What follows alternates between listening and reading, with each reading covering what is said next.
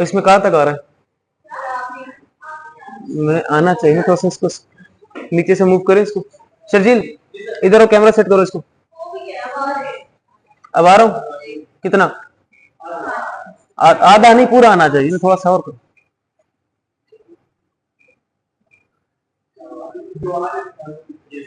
अब तो आना चाहिए। प्यारा नहीं आ रहा?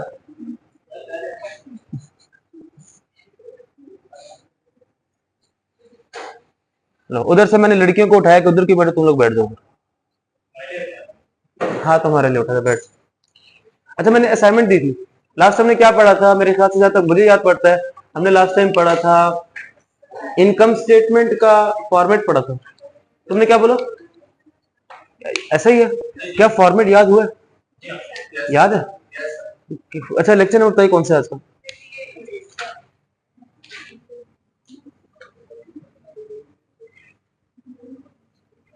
लेक्चर 18। अच्छा तो इनकम स्टेटमेंट का फॉर्मेट था, और सवाल कौन सा किया था उसके हमने? सवाल का नाम क्या था? मार्क्स लिमिटेड के नाम से था। ओके चलिए जल्दी से ना, पहले मुझे इनकम स्टेटमेंट का फॉर्मेट बताइएगा, उसी उसी सवाल का हम बैलेंस शीट बनाएंगे। सबसे पहले क्या आएगा? नहीं,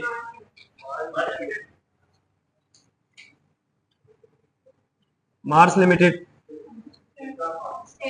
स्टेटमेंट ऑफ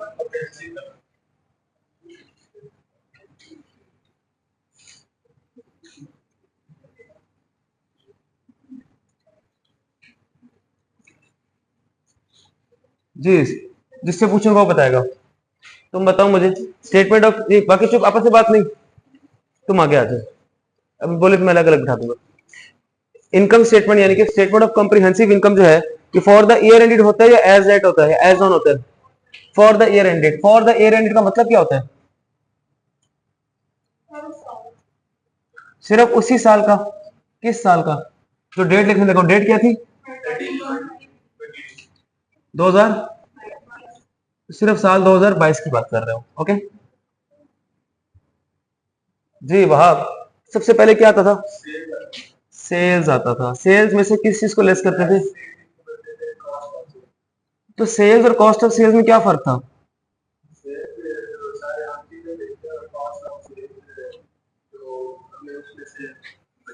नहीं ये तो नहीं था, मैंने कुछ किसी और तरीके से बताया था, किसी को याद है मैंने क्या कहा था? ये तुम्हारा होगा, तुम बताओ। हाँ नहीं बचे। वो क्या होती है? सेल्स होती है जो चीज खरीदी उसकी सेलिंग प्राइस, और कॉस्ट ऑफ सेल्स जो चीज बेची उसकी परचेज प्राइस। तो सेलिंग प्राइस में से किसको माइनस कर दिया? एक किस्म का परचेज प्राइस को माइनस कर दिया। जो बचा हमारे पास वो क्या बना? Gross profit. तो सवाल में देखिए बताइएगा सेल की अमाउंट कितनी थी? ये लिखा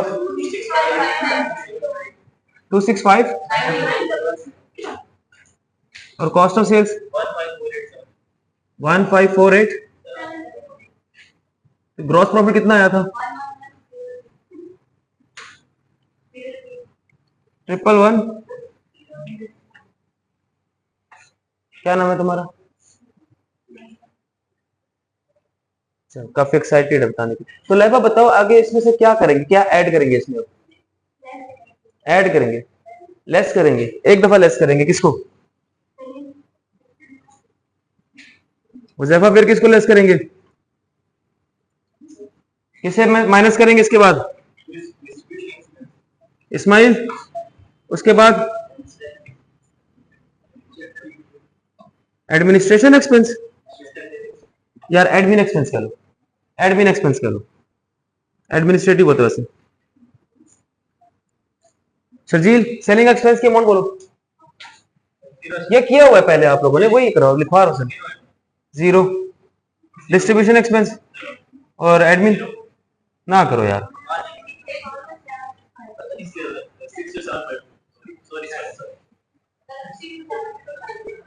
62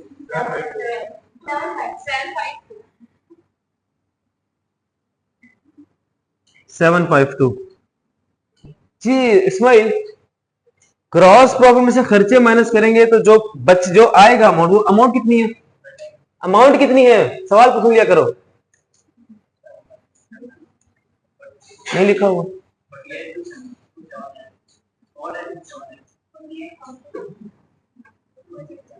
इससे पहले कौन सी क्लास लेके आए हो? इसलिए दिमाग जंग लग गया। अच्छा, इसका नाम क्या था? तो इस्माइल मुझे बताओ, इसको ऑपरेटिंग प्रॉफिट क्यों कहते हैं?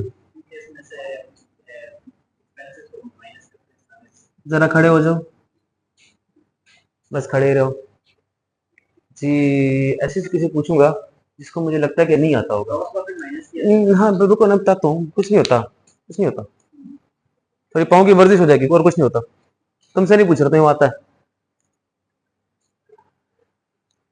किसकी शक्ल देख के लगता है उसको नहीं आता होगा?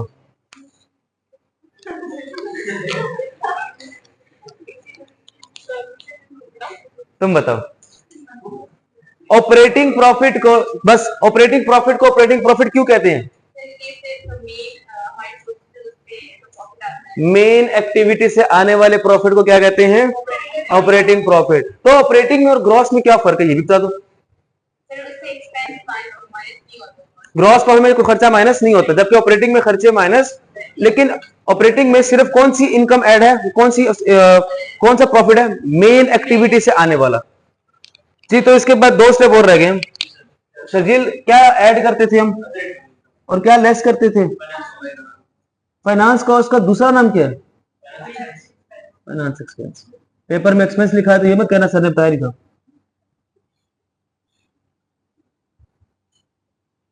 जी, तो अमाउंट बोलेगा सर जी। ये आ गया क्या? ये हमेशा नेट प्रॉफिट होगा या नेट लॉस भी हो सकता है? अगर नेट लॉस होगा तो किस तरह लिखेंगे? बॉक्स में, वो ब्रैकेट में लिखेंगे जी। तो मेरा मासूमाना सवाल है तुमसे, तुम बताओ।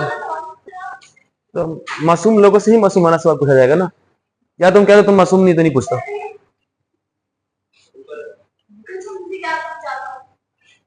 What is the difference between gross profit, operating profit and net profit? Gross profit में हम लोग के एक्सपेंस माइनस नहीं होते। Okay. ऑपरेटिंग प्रॉफिट में वो जो मेन एक्टिविटी से प्रॉफिट होता है वो है ऑपरेटिंग प्रॉफिट, और नेट प्रॉफिट वो होता है जिससे सारे एक्सपेंस माइनस हो जाते हैं। एंड एक पॉइंट कम बताया। अपनी खोई हुई वापस ले आओगे अगर सही बता दिया।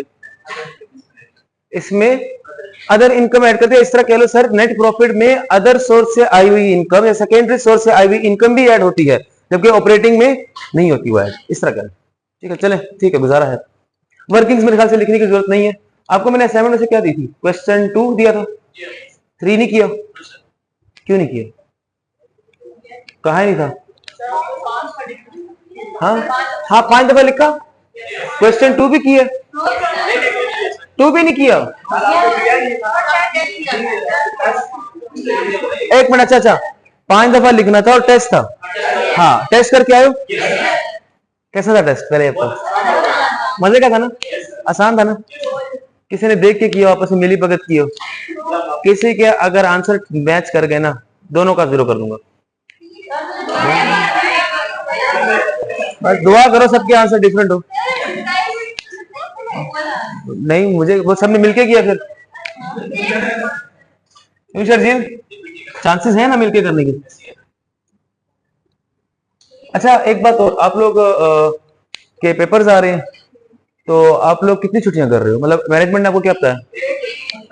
पूरा हफ्ता? पूरा हफ्ता आईटीआई नहीं पढ़ोगे? नींद आ जाएगी आईटीआई पढ़े बगैर?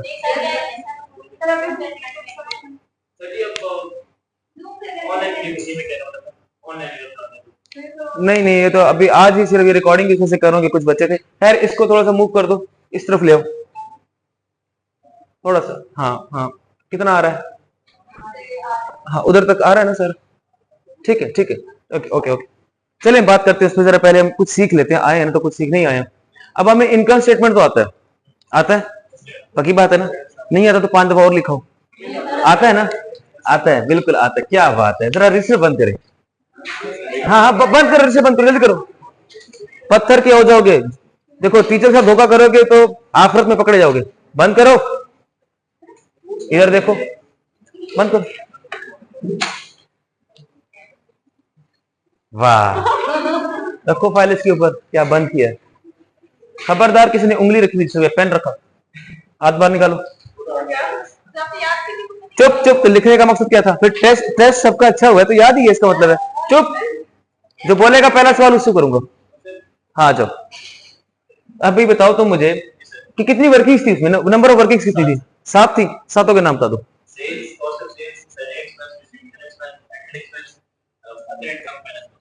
ऑपरेटिंग प्रॉफिट की वर्किंग नहीं थी? सोच लो। नहीं थी। अच्छा तो मुझे बताओ सेल्स में क्या क्या आता था? किससे?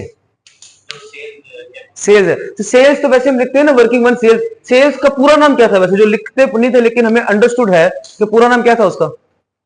जब मैंने हेडिंग बनाई थी वर्किंग नंबर 1 सेल्स, तो मैंने बताया था ना कि ये लिखा तो सेल्स है लेकिन एक वर्ड है जो इनविजिबल है, वो मैंने लिखा भी था उसके ऊपर, नेट सेल्स। ठीक है चलो बच गए तुम। अगला सवाल, कोई वॉलंटियर दिखा के सर मैं जवाब दे दूंगा या दे दूंगी? Any volunteer? कोई वॉलंटियर नहीं है? हिम्मत करो। हाँ चले बच्चे वॉलंटियर है। नाम क्या आपका? आयमा। आयमा बच्चे आप बताओ कि ये जो हमारा अदर इनकम है इसमें 2 किस्म की इनकम होती है, वो कौन सी होती है? हाँ इंटरेस्ट इनकम।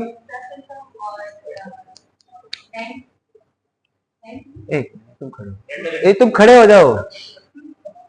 हाँ दूसरी इनकम कौन सी है? Rental income. अच्छा ठीक है, अब तुम दोबारा मदद करोगे तो चेयर पे खड़े हो जाओ। ओके ठीक है, तो इसके बाद अब मुझे बताएं। हाँ तुम बताओ जो नजरें चुरा रही हो, तुम्हारा नाम क्या है? सादिया। को मुझे तुम लोग के नाम भी नहीं याद हो रहे। सादिया बच्चे तुम बताओ मुझे कॉस्ट ऑफ सेल्स में सबसे पहले क्या लिखते थे? Opening stock. तुम थे ना उस क्लास में? ओपनिंग स्टॉक था। ओपनिंग स्टॉक में 3 चीजें ऐड होती हैं और 3 फिर बोले तुम बोले क्यों? मैं तुम दोबारा बोले कुर्सी पे खड़े हो गए। ओपनिंग स्टॉक में कितनी चीजें ऐड होती हैं? बोलो। और कितनी लेस होती हैं? जी बताएं ना, 3 चीजें कौन सी ऐड होती हैं?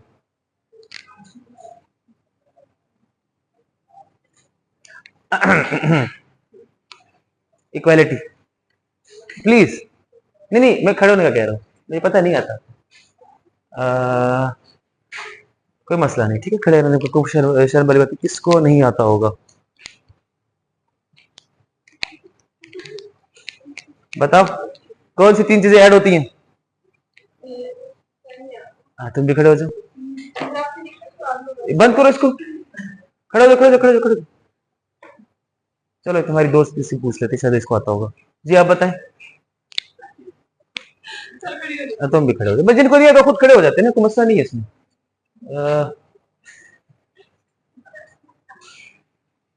एक्सीलेंट। चुप चुप, आई हैव द अथॉरिटी। चुप, बोलना नहीं। हाँ तुम बताओ। परचेज, देखना अगर गलत है तो पॉइंट उठा। परचेजेस ऐड होंगी, कैरिज इनवर्ट ऐड होगा,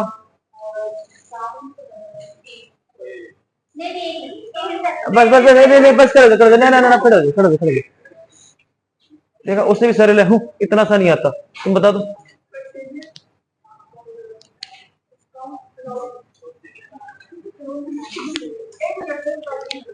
अच्छा चले एक मौका और दिया जाए। अच्छा एक minute, purchases carriage inward and wages add होते हैं, 3 चीजें जो लेस होंगी वो?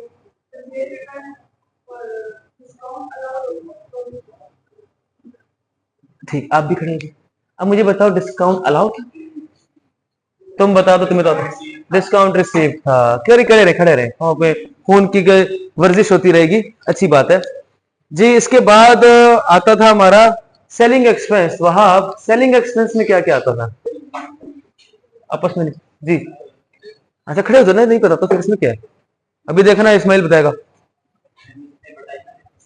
हाँ हाँ हाँ, कौन सा कमीशन? Selling commission. अच्छा बस चुप यार, तुम बता ही दो। डिस्ट्रीब्यूशन एक्सपेंस में क्या क्या था? अच्छा ठीक है। हाँ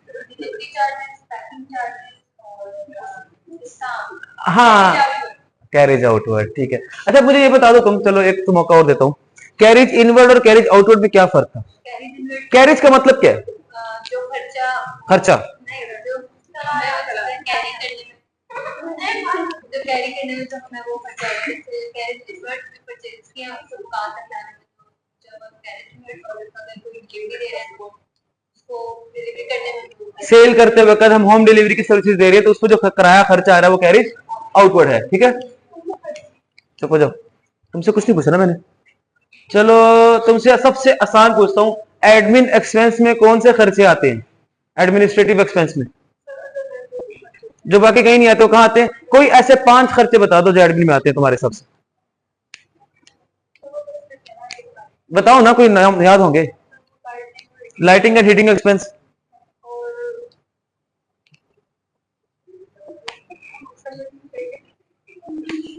अभी देखना कौन रहता। हाँ तुम बताओ, कोई 5 खर्चे बताओ जो एडमिन एक्सपेंस में आते हैं। Lighting and heating expense, salaries and wages expense, खड़े हो जाओ, तुम बताओ।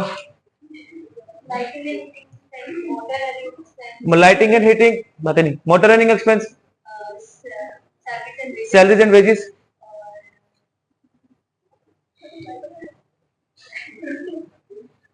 तुम बताओ। ये जो 3 बोले यार प्लीज आपस बात नहीं बच्चे प्लीज, ये जो 3 बोले ये नहीं बोले, इनके अलावा 5 बताओ एडमिन एक्सपेंस को। हाँ इनके अलावा बताओ। फ्यूल एक्सपेंस, सोच लो कुछ भी होता है। इलेक्ट्रिसिटी एक्सपेंस, सन्ड्री एक्सपेंसेस, हाँ सन्ड्री एक्सपेंसेस 3 हो गए ना, 2 और थे नहीं, 2 और अलग से बताओ।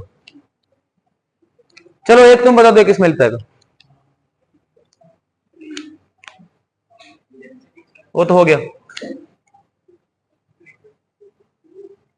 मैं बताऊं सबसे आसान, वो नहीं वो तो उसने बता दिया था, मोटर रनिंग हो गया था। चले एक एक बताते जाओ और बैठते जाए। इंश्योरेंस, बैठ जाओ। रेंट एक्सपेंस, गुड, बैठ जाओ जी, जिसको याद आता है बता दे। वो हो गया, वो हो गया। सेंटर एक्सपेंस हो गया, स्टेशनरी एक्सपेंस भी तो था। इसके अलावा आपके स्टेशनरी एक्सपेंस हो गया। आप कह ले sir water bill, electricity bill, gas bill, utilities का खर्चा। आप इसके अलावा कह सकते हैं सर रिपेयर एंड मेंटेनेंस का खर्चा। अब ये भी तो आप सिर्फ सैलरी बोल देते सर, सैलरीज का खर्चा। बैठ जाओ बस, सब बैठ जाओ, सब बैठ जाओ, बड़े होशियार हो।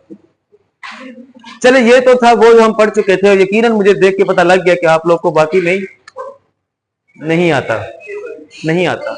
ये वर्किंग जी तो याद करनी है, वरना इसमें क्या है। बहरहाल बहरहाल अब हम सीखने जा रहे हैं। देखें हमने स्टार्ट किया था अकाउंटिंग साइकिल। अकाउंटिंग साइकिल में पहला स्टेप क्या था? Business transaction. बिजनेस ट्रांजैक्शन से क्या की हमने? Accounting entry. अकाउंटिंग एंट्री के बाद क्या बनाया? जर्नल, फिर लेजर, फिर ट्रायल बैलेंस। ट्रायल बैलेंस से हम आगे आगे किस पे? इनकम स्टेटमेंट पे। और इनकम स्टेटमेंट से हम जाएंगे किस पे? बैलेंस शीट पे। यहां पे अब आके हमारा अकाउंटिंग साइकिल रुक जाएगा। अब जिस तरह इनकम स्टेटमेंट का ये फॉर्मेट था, तो बैलेंस शीट का भी फॉर्मेट होगा यकीनन। इनकम स्टेटमेंट का फॉर्मेट मैंने बताया या इटालियन ने? जर्नल का मैंने बताया या इटालियन ने? गलत बोल रहे हो, बताया तो मैंने। इजाद किसने किया था? इटालियन ने। तो बैलेंस शीट का भी किसने इजाद किया होगा? बताएगा कौन? सीखेगा कौन? तो देखिएगा सबसे पहले उसी तरह नाम लिखे बिजनेस का। नाम क्या है?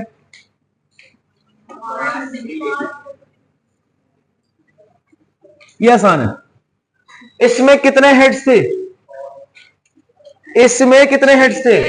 Sales, sales return, purchase. यहां कितने हेड्स होंगे? Assets, liabilities, drawings and capital. Okay. मार्च लिमिट के बाद इसका ऑफिशियल, इसका निकनेम क्या है? इसका निकनेम क्या है? इसका निकनेम क्या है? निकनेम एसोसिएट शॉर्ट फॉर्म है ना, निकनेम इनकम स्टेटमेंट। इसका nickname balance. Official name statement लिखें।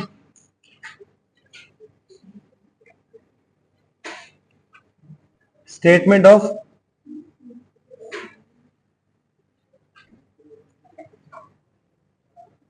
Financial position. ये था फॉर द ईयर एंडेड। इसके अलावा फॉर द ईयर एंडेड और कौन था? इनकम स्टेटमेंट के अलावा फॉर द ईयर एंडेड और कौन था? लेजर में तो था ही नहीं, जर्नल था। ये क्या है, एज ऑन या एज एट, इसके अलावा एज ऑन कौन था, ट्रायल बैलेंस था। बट एज एट लिख दें या एज ऑन लिख दें, और डेट होगी 30 जून।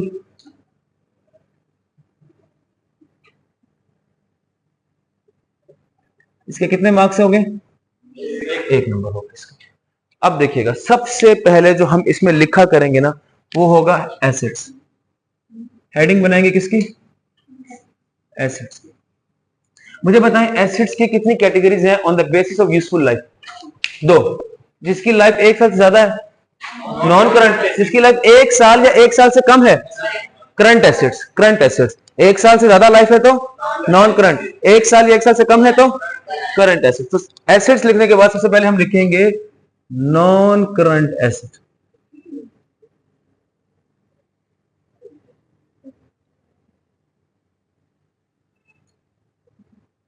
चलें, आप 1 2 3 4 5, आप 500 एक एक करके नॉन करंट एसेट एग्जांपल दीजिए। पहले एग्जांपल नॉन करंट की बिल्डिंग, दूसरी नॉन करंट एसेट की एग्जांपल,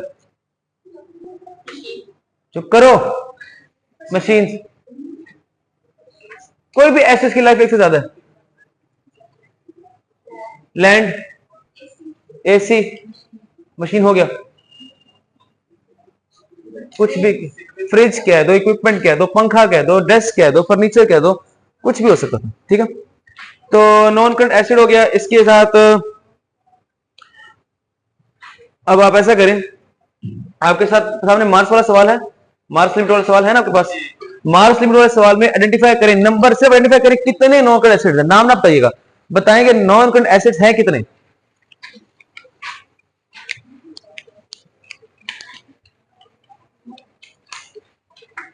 सवाल निकाला ही नहीं।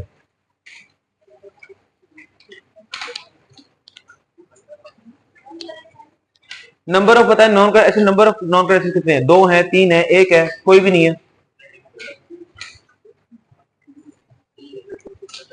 एक जवाब आया, 3 है,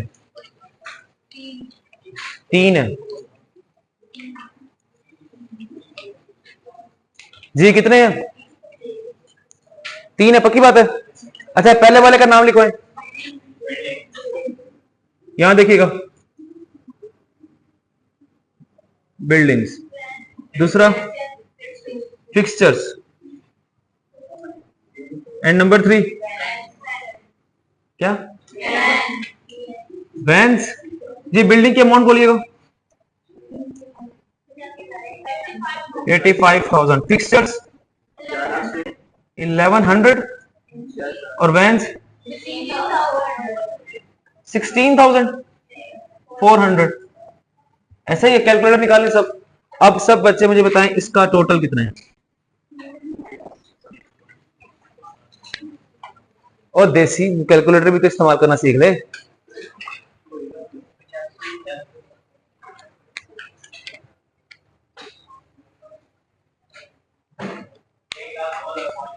एक लाख 2,500, कंफर्म कीजिएगा सही बोल रहे कि नहीं।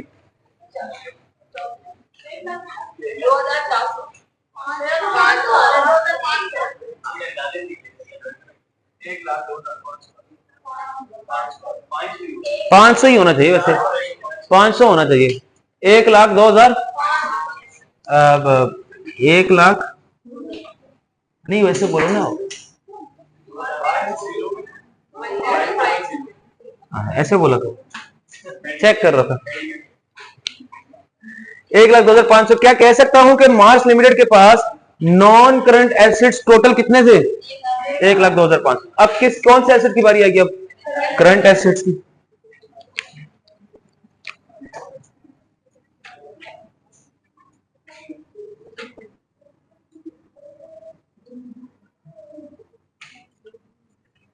हाँ, करंट एसेट्स, तो करंट एसेट्स में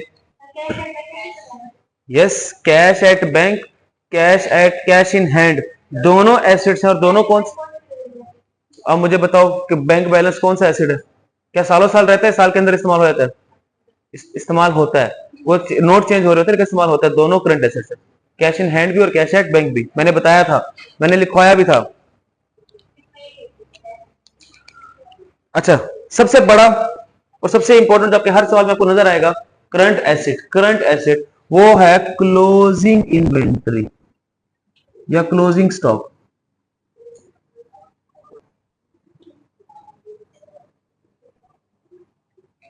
ये आपको हर सूरत नजर आएगा ही आएगा।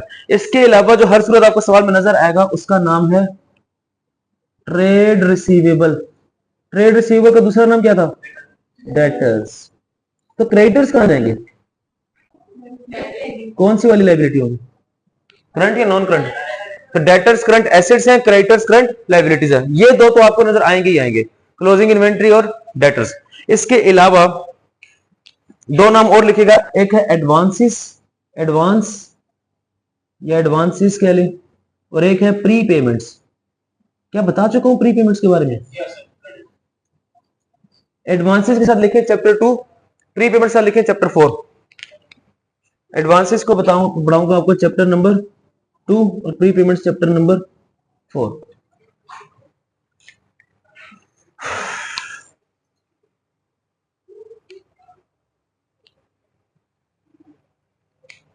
थोड़ा सा इसको ऊपर लिख देता हूं।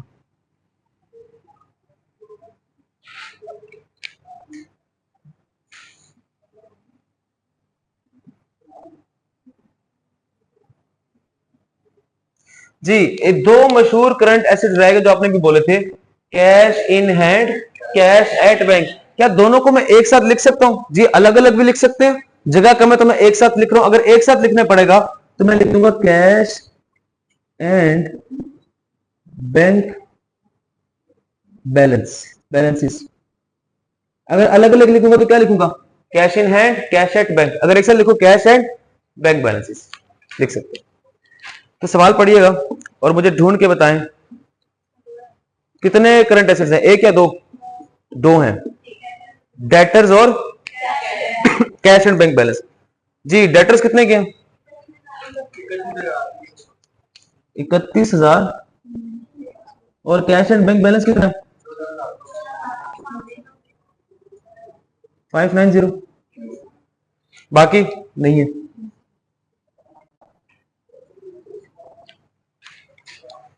जी, इसके बाद जगह कम है तो मैं जरा आगे लिख देता हूं, आपने नीचे लिखते रहना।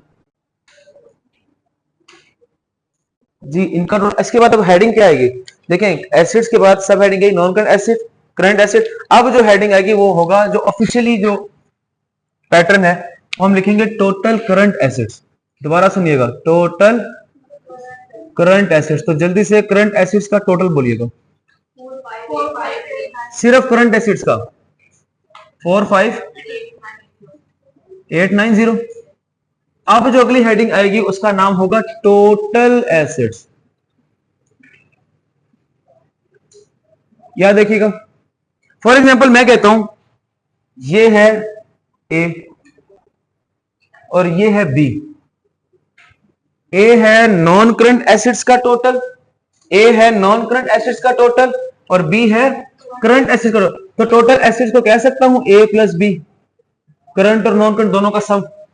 तो जल्दी से ए प्लस बी करें, 1,02,500 में ऐड करें 45,890, तो मेरे पास टोटल एसिड्स आ जाएंगे। और डबल 9 148,390।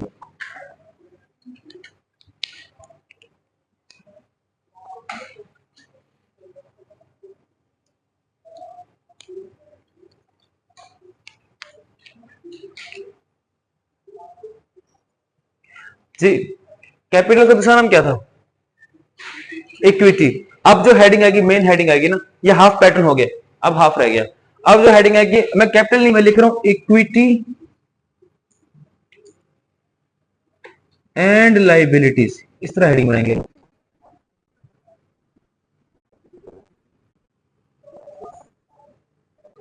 क्योंकि मुझे पता है कि जो वर्ड इक्विटी लिखा है इसका मतलब क्या है? कैपिटल। तो मेन हेडिंग आ गई इक्विटी एंड लाइबिलिटीज। अब समझिएगा होने का जा रहा है, इक्विटी एंड लाइबिलिटी लिख दी तो पहले हेडिंग में वर्ड किसका आ गया? इक्विटी का, और सेकंड नाम किसका आ गया? लाइबिलिटीज का। तो इक्विटी यानी कि कैपिटल, तो कैपिटल सबसे पहले मैं लिखूंगा कैपिटल,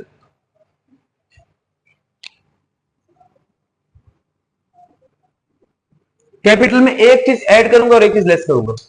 कैपिटल में ऐड होगा नेट प्रॉफिट। अब मुझे बताएं ये नेट प्रॉफिट कहां से आएगा? स्टेटमेंट, इनकम स्टेटमेंट से। तो यानी कह सकता हूं कि बैलेंस शीट को बनाने के लिए जरूरी है किसका बनना? इनकम स्टेटमेंट का, क्योंकि इनकम स्टेटमेंट का जो नेट प्रॉफिट है 48278, ये इसने उठ के कहां जाना है? किसमें ऐड होना है? कैपिटल में ऐड हो रहा है। किसमें ऐड होना है? कैपिटल में। तो मैंने आपको पहले कहा कि एक चीज ऐड होगी और एक चीज माइनस होगी। कैपिटल में से जो लेस होगा वो होगा ड्राइंग्स।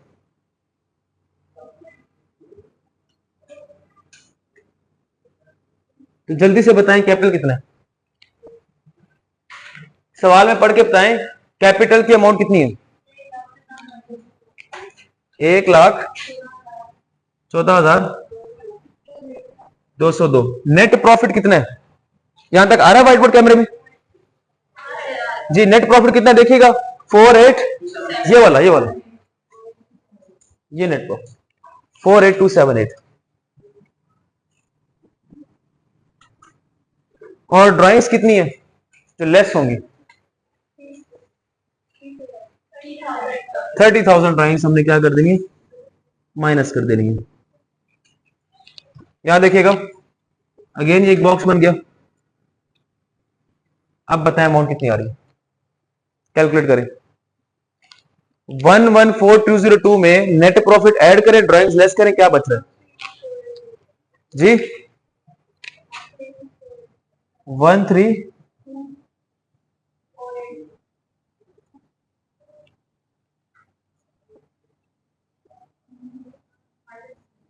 क्या यही आ रहा है? सब देखें 132,480। सब देखें क्या यही आंसर आ रहा है? किसी का अलग तो नहीं आ रहा? आपका अलग आ रहा है? आप दिखाइएगा मुझे एक मिनट।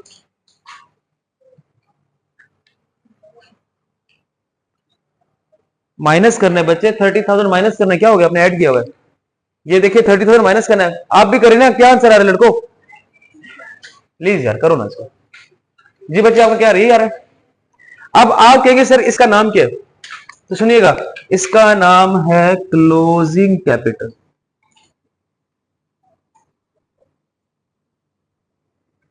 तो अक्लमंदो मुझे बताओ तो फिर इस कैपिटल का नाम क्या होगा? अगर ये क्लोजिंग है तो ये क्या है? ओपनिंग है। एक दफा पेपर में सवाल आ गया, उसने कहा साल स्टार्ट हो रहा है 1 जनवरी को, खत्म हो रहा है 31 दिसंबर को। उसने सवाल में दे दिया कि 1 जनवरी को कैपिटल था 10,000, 31 दिसंबर को कैपिटल था 30,000। तो बच्चा कहता है ये क्या हो गया भाई? जब उसने कहा 1 जनवरी को 10,000 तो उसका मतलब क्या था? जब उसने कहा 30,000 तो मतलब क्या था? उसने खुद ही बता दिया। तो इस चीज से परेशान नहीं होना। अगर सिर्फ कैपिटल लिखा होगा तो कौन सा होगा? ओपनिंग। अगर ओपनिंग डेट पे लिखा होगा तो कौन सा होगा? ओपनिंग। हमने फाइंड कौन सा करना होगा? क्लोजिंग। बहुत रेयर है कि क्लोजिंग भी दे दे, वो बहुत रेयर है, आपको पता होना चाहिए। नहीं फिर हो सकता है वो आपको ओपनिंग दे दे, क्लोजिंग दे दे, नेट प्रॉफिट तो आपने निकाल लिया, तो आपके पास बैलेंसिंग फिगर कौन सी आएगी? ड्राइंग्स की। पर इसमें यहां मैंने 30,000 मैंने कहा ओपनिंग है 1,14,202, क्लोजिंग ये है, नेट प्रॉफिट ये है। अब यहां पे कुछ नहीं लिखा हुआ, तो मुझे पता है कि जब मैं इनको बैलेंस करूंगा, एडजस्ट करूंगा, तो 30,000 मेरे पास क्या आएगा? बैलेंसिंग ड्राइंग्स आएगा। इस तरह भी सवाल आ सकता है। फार्मूला है ना ये बेसिकली। ओपनिंग में एक चीज ऐड की, एक लेस की, इज इक्वल टू, ये आंसर आ गया। अब इस फार्मूले में वो 4 फिगर्स हैं, 3 फिगर्स दे देगा, चौथी कैलकुलेट कराएगा आपसे, तो कर लोगे ना। बेसिक बेसिक कैलकुलेशन है जी। कैपिटल तो हो गया। अब कैपिटल के बाद लास्ट हेड जो हमारा बचा वो कौन सा है? नाम लिखा हुआ है लाइबिलिटीज। दोबारा लाइबिलिटीज की हेडिंग देने की जरूरत नहीं है। अब लाइबिलिटीज की on the basis of useful life कितनी टाइप्स है, कैटेगरीज हैं? नॉन करंट लाइबिलिटीज और थोड़ा सा कैमरे को मूव कीजिएगा कि ये भी आ जाए। जगह कम है तो मैं आगे लिख रहा हूं, आप नीचे लिख रहिएगा। ये आना चाहिए पोर्शन, पक्की बात है। सबसे जिस तरह मैंने पहले नॉन करंट एसेट लिखा है, तो लाइबिलिटी भी कौन सी लिखूंगा? Non current liability. मैंने आपको पहले बताया था आपके सिलेबस में नॉन करंट लाइबिलिटी की सिर्फ और सिर्फ एक ही एग्जांपल है, और उसका नाम क्या बताया था? Long term loan. क्या बताया था? Long term loan. इसके अलावा और कोई नहीं है, बस एक ही है आपके सिलेबस में। सवाल में देख के बताएं लॉन्ग टर्म लोन है? लॉन्ग टर्म लोन है? नहीं है। तो अगली हेडिंग आखिरी हमारी बचती है करंट लाइबिलिटीज की।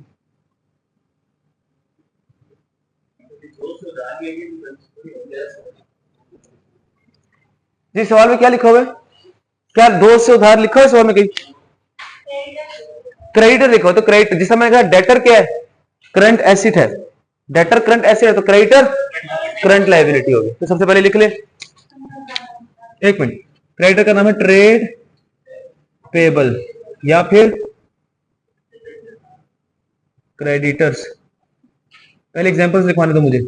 जब long term loan non current liability है तो शॉर्ट टर्म लोन कौन सा होगा? Current liability.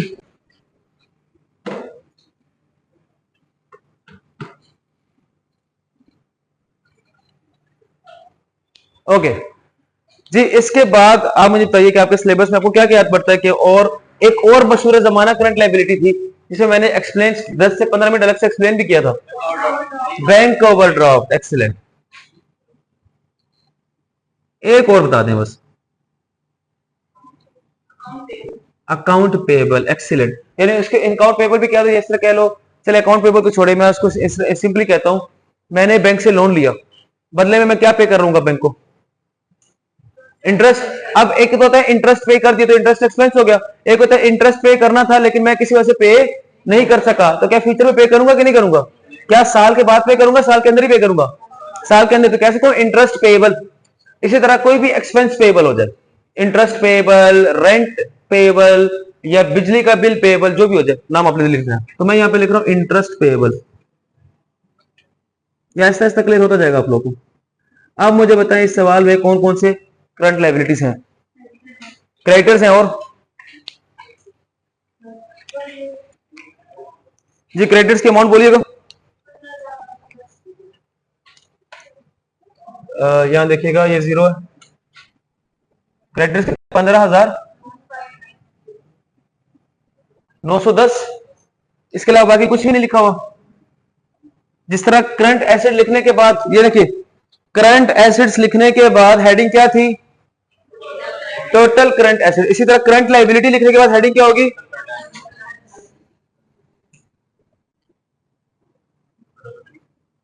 Total current liabilities.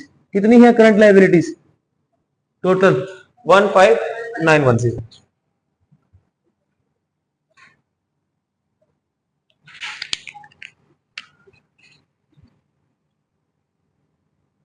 अब देखिएगा वहां पे ए भी था ना, वहां पे ए क्या था? ए क्या था? Non current assets. बी क्या है? Current assets. अब यहां देखिएगा,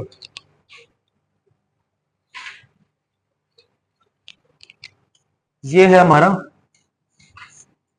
ए, ए ये बन गया हमारा बी, और ये क्या बन गया? सी। देखिएगा ए, बी और सी। अब मैं यहां पे लास्ट हेडिंग बना रहा हूं, टोटल इक्विटी एंड क्या आएगा आगे? लाइबिलिटीज। इसका फॉर्मूला क्या बनेगा? ए प्लस बी प्लस सी। जी जल्दी से करिएगा, ए प्लस बी प्लस सी बताइएगा कितना आता है? बी तो 0 है हमारे पास।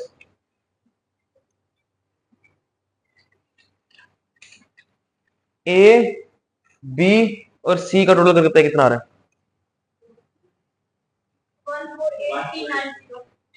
1। ये तो कहीं बड़ा कहीं पहले भी लिखा था कहीं। यहां देखिए एसेट्स का टोटल कितना है? 148। कैपिटल और लायबिलिटी का टोटल कितना है? 14830। इससे पता चल गया कि मेरा सवाल शुरू से लेकर एंड तक बिल्कुल ठीक हुआ है। जर्नल अकाउंटिंग एंट्री से लेके फिर जर्नल, फिर लेजर, फिर ट्रायल बैलेंस, फिर इनकम स्टेटमेंट, फिर बैलेंस शीट। एक तो ट्रायल बैलेंस में इक्वल आ गया था, वहां से पता चल गया मुझे, और दूसरा ये balance sheet, sorry financial position जो है उसमें एसेट्स का टोटल इक्वल है किसके टोटल के साथ? Capital plus. तो इससे एक बात और प्रूफ नहीं होगी, अकाउंटिंग इक्वेशन क्या थी? अकाउंटिंग इक्वेशन क्या थी? ये लिखिए अकाउंटिंग इक्वेशन, देखिएगा assets is equal to capital plus liability. तो मुझे बताएं एसेट्स का टोटल कितना है?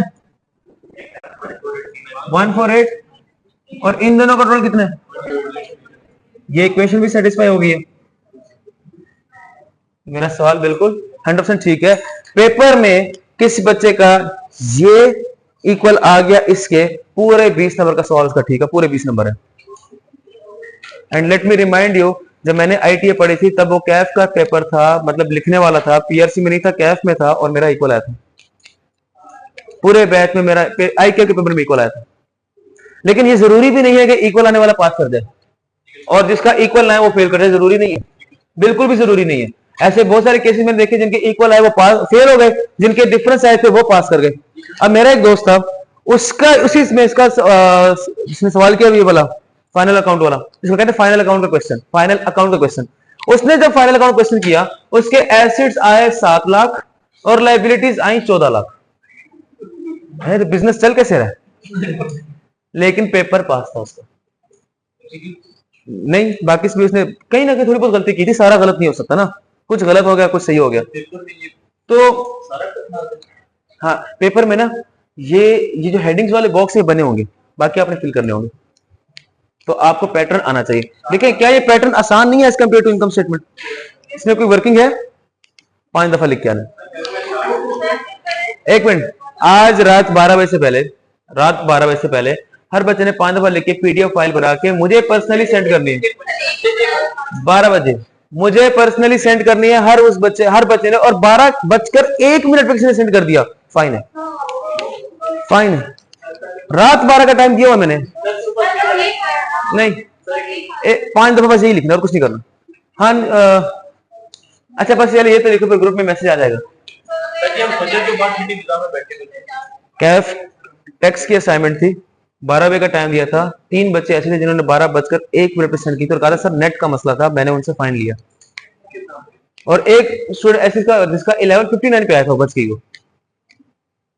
तो 12 बजे मतलब रात के 12 बजे, उससे पहले पीडीएफ फाइल मेरे पास शेयर कर दें या तस्वीरें खींच के भेज दें, लेकिन बताएं कि सर हमने 5 दफा लिख लिए।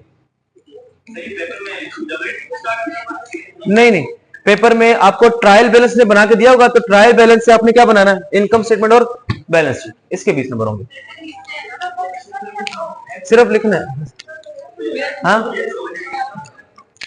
पिछला मैंने क्यों करवाया? पिछला जब तक ना करे तो आपको समझ में ना आता, इसलिए मैंने पिछला भी करवाया। अभी आपको हाँ सिर्फ बैलेंस शीट ये वाला,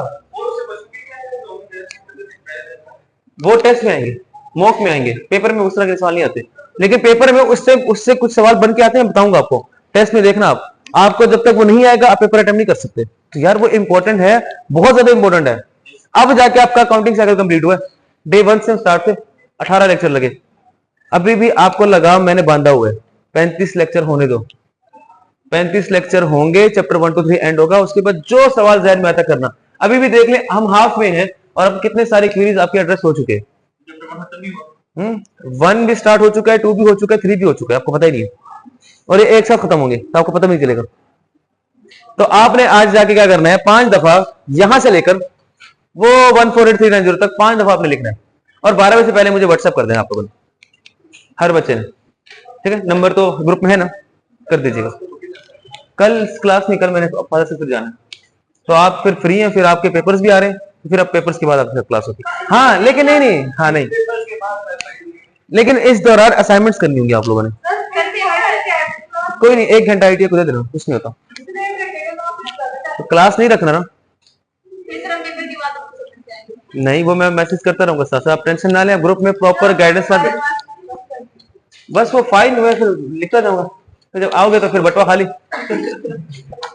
चले इसको ना करने का, जिसने 12 बजे से चले 200 रुपए, ठीक है। लेकिन अगर किसी ने 4.5 दफा भी लिखा हुआ है ना और आधा रह गया तो फिर भी वो भी 200 देगा। किसी ने पूरा लिखा था और उसने 12:01 पे भेजा, वो भी 200 देगा। हाँ मैं इसी पैसा नंबर शेयर कर देता हूँ, ठीक है, अकाउंट की फैसिलिटी भी है। जी भी क्वेश्चन इससे लेके किसी का,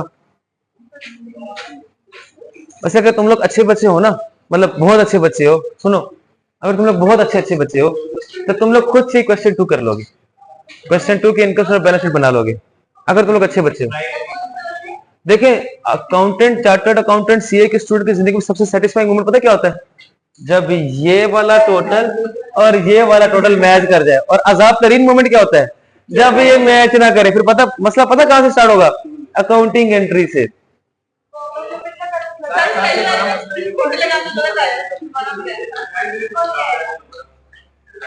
तो दुआ करो ट्रायल में से गलती आ जाए तो ज्यादा आगे पीछे नहीं जाना पड़ेगा, लेकिन गलती अगर आ गई इधर तो फिर ट्रायल बैलेंस भी देखना पड़ेगा, लेजर्स भी देखने पड़ेंगे आपको, इवन आपका जर्नल भी देखना पड़ेगा, कहीं कोई एंट्री तो गलत नहीं कर दी।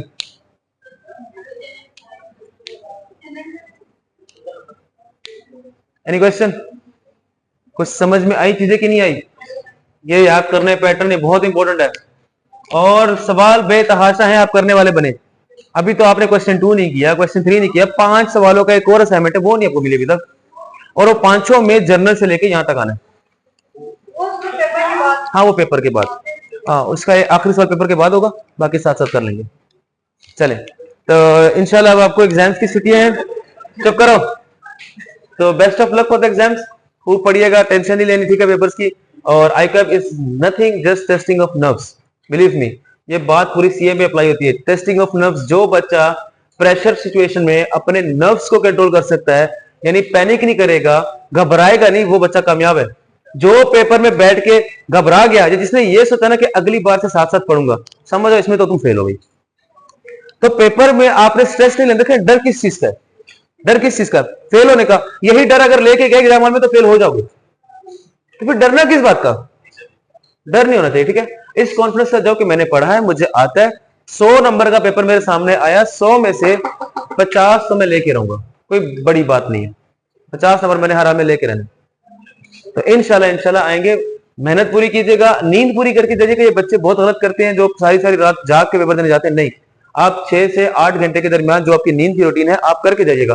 पेपर से 4 घंटे पहले किताब बंद नहीं पढ़ना, बस कोई नोट्स लेके नहीं जाने साथ। हाँ सिर्फ अगर 1-2 चैप्टर के कुछ की वर्ड्स हैं, कुछ की समरीज हैं, वो ले जाएं साथ रिवाइज करने वाले, उस बुक लेके रजिस्टर लेके नहीं जाना। ये मेरा आईटीआई का पेपर होगा मैं तब भी कहूंगा। अब ये पेपर कौन सी देने जा रहे, क्यूएम, इकोनॉमिक्स, क्यूएम और बीडब्ल्यूसीएस, तो इसमें तो कोई नोट्स ऐसे होते भी नहीं है, क्यूएम में शायद होते हो। तो किताबें लेके नहीं जाना। एग्जाम अगर नोट्स लेके भी गए हैं तो एग्जाम्स हॉल में आधा घंटा जब रह जाएगा पेपर में, तो ये नोट्स को बंद कर देना है।